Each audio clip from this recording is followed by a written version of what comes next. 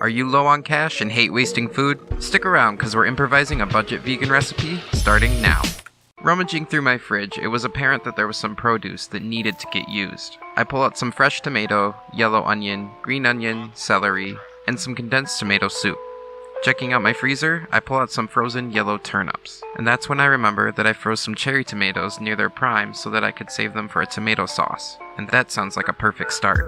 Breaking down the different onion and the celery, I began a sort of mirepoix. Mirepoix is traditionally a mixture of 2 parts onion to 1 part celery and 1 part carrot. But instead of carrot, I'm going to use the turnip. Since this is an improvised recipe, I'll tuck a link to the measurements and more in the description for you. Brandishing my olive oil, I heat about a tablespoon's worth in a large sauce pot, and then add in the roughly chopped vegetables, cooking them until translucent. While that was going, I minced up some garlic and added it to the pot.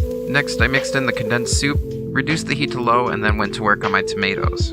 I made the mistake of quartering them too early, so I used a spoon to scrape as much of the inner flesh as possible. If you'd like to learn how to remove the skins from a tomato in a more traditional way, click the video card on the screen. I'll also tuck that link in the description for you.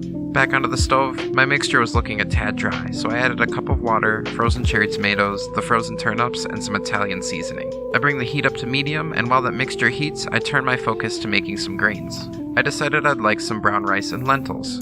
That's great and all, but at this point I'm still missing a piece of the puzzle. Returning back to the fridge, I found the one ingredient that inspired me the rest of the way through. A zucchini! Thinking on my toes, I decided to whip together a batter comprised of gluten-free flour, unsweetened almond milk, nutritional yeast, chia seeds, salt, and pepper. Knowing that the chia seeds would change the consistency of my batter, I let it rest while tending to my sauce.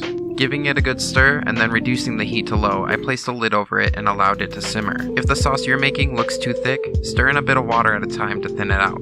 While that's going, I ready some coconut and olive oil in a cast iron skillet and turn back to my zucchini, cutting it at a wide bias to give me some nice large pieces to work with. I then set those aside. Time to meticulously blend the tomato sauce until smooth.